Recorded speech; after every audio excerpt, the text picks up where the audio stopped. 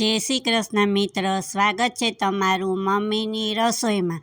ઢોસા તો આપણે બનાવતા જ હોય ને ખાતા જ હોય, પણ આજે આપણે નવી રેસીપી ઢોસા જેવી બનાવશું। એ છે ઢોસા વડા।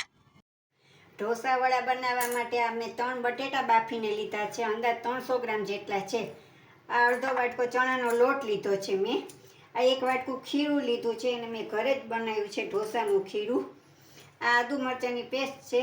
આ થોડીક અડદની દાળ છે। આ ચટણી માટે બધું છે। 1 મરચું છે, આદું છે, સિંગદાણા છે, ટોપરાનું છીણ છે।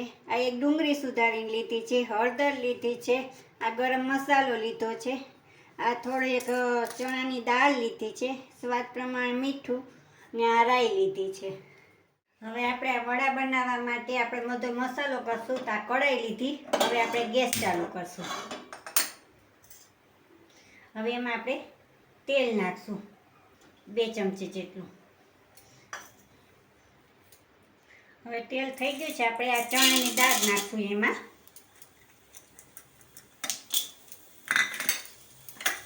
ને આ અડદની દાળ એમાં નાખશું। આપણે જ્યાં લગી એનો કલર ચેન્જ થાય ને ત્યાં લગી આપણે એને સાતરી લઈએ। આપણે આ સતરાઈ ગઈ છે। હવે એમાં આપણે રાઈ નાખશું। રાઈ ફૂટી છે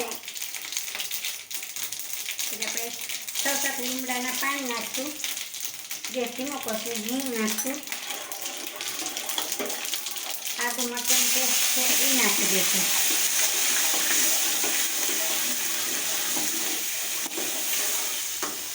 હવે આપણે આ ડુંગળી નાખશું।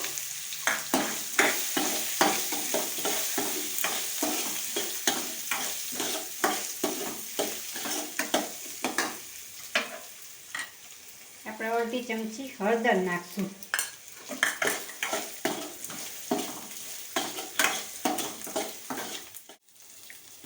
આપણી ડુંગળી સતરાઈ ગઈ છે। આ બટેટા બાફ્યા હતા એ આપણે હવે ધીમો ગેસ કરી બધાય નાખી દઈશું।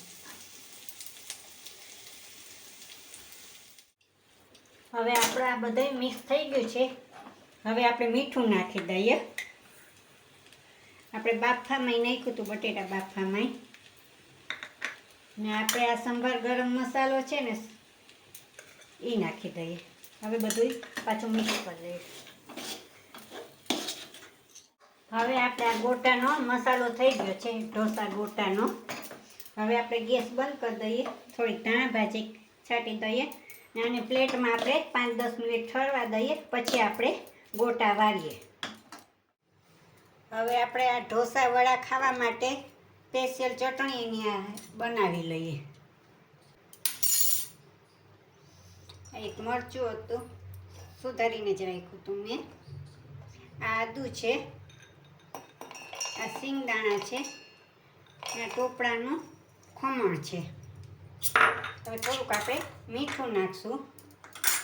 તમે દહીં નાખો હોય તો દહીં નાખો, હું અત્યારે છાશ નાખું છું। હવે આને પીસી લઈએ આપણે। હવે આપણી આ ચટણી થઈ ગઈ છે વડા હારે ખાવાની। આજે આપણે સેજ ઢીલી કરશું। હવે આ ચટણીનો આપણે વઘાર કરી લઈએ। વઘાર કરવા માટે આપણે તપેલી લીધી છે। હવે ગેસ ચાલુ કરશું। આપણે 1 ચમચી જેટલું તેલ નાખશું।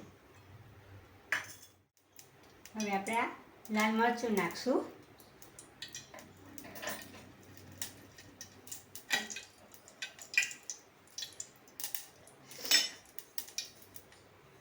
થોડીક આપણે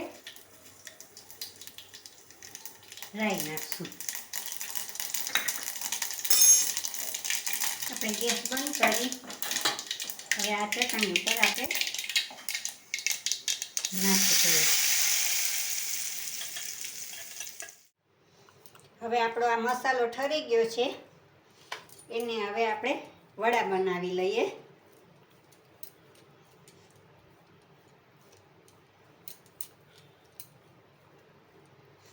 તમારે જેવડી સાઈઝના બનાવવા હોય એવડી સાઈઝના બનાવજો। જો મેં મીડિયમ આવડી સાઈઝના બનાવ્યા છે। કઢાઈ લીધી છે, હવે એમાં તેલ નાખ્યું છે। હવે આપણે ગેસ ચાલુ કરશું વડા તળવા માટે। તો આપણે ખીરું બનાવી લઈએ. હવે આ આપણે ખીરું છે એ આમાં નાખી દઈશું ઢોસાનું.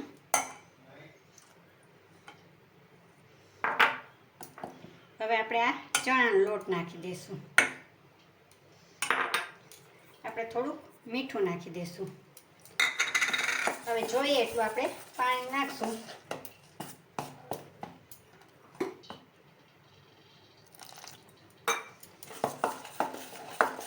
આપણે આ ખીરું તૈયાર થઈ ગયું છે.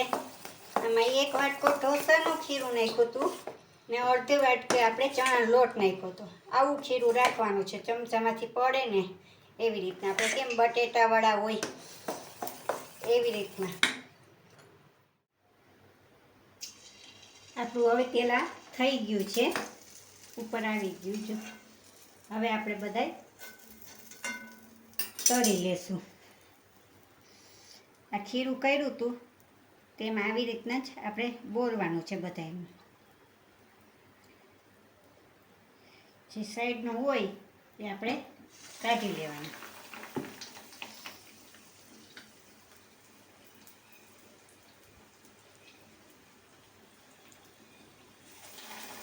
ગેસ આપણે ધીમો કરી દઈએ.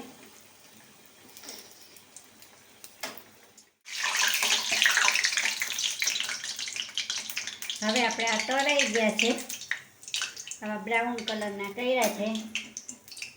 હવે એને આપણે ડીશમાં કાઢી લઈશું. હવે આપણે બીજા નાખી દઈશું. હવે તૈયાર છે આપણા ઢોસા વડા.